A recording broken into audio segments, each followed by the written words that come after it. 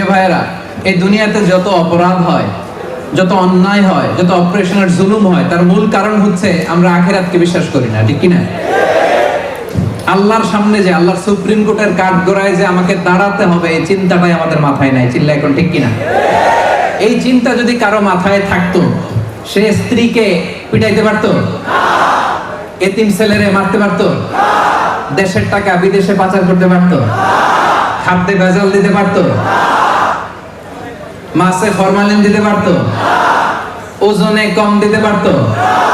দুর্নীতি করতে পারতো?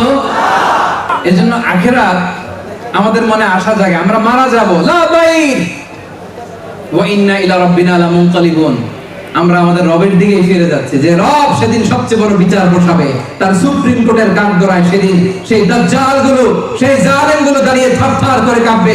সেই দৃশ্য দেখার আকাঙ্ক্ষায় আমরা আছি। চিল্লায়ে বলেন ঠিক কিনা?